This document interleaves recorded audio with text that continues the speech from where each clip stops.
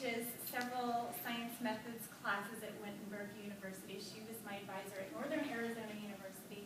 This presentation is a portion of my master's thesis that I completed last year. Thank you.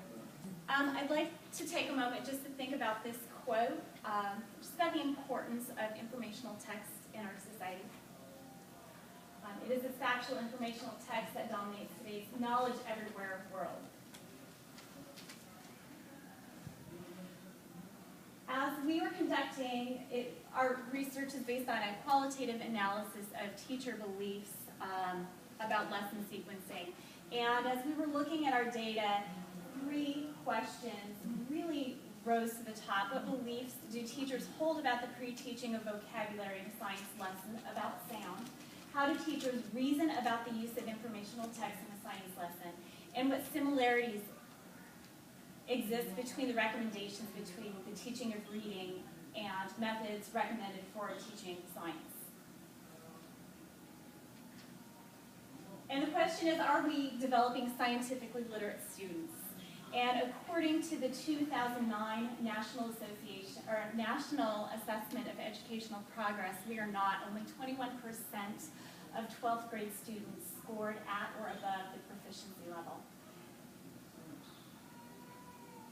One way that we can promote science literacy in our students is by the use of a learning cycle in our science lessons. What we should be doing is providing opportunities for our students to explore scientific phenomena before we are giving explanations for the concepts.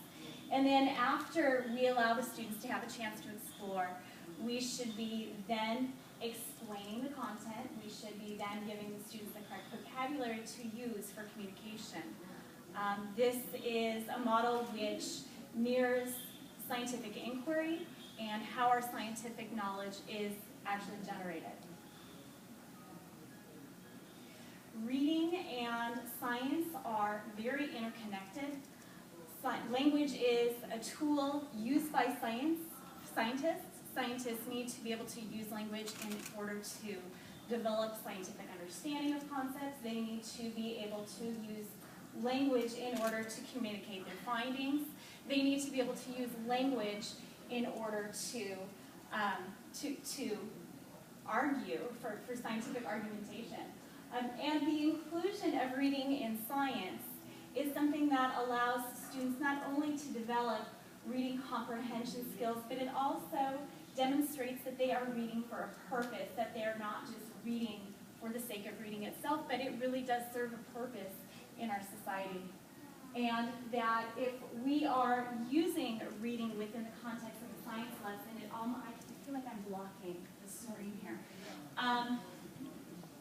If we are using reading within a science lesson, we are enabling our students to perhaps answer some of the questions that they're developing during their exploration of concepts.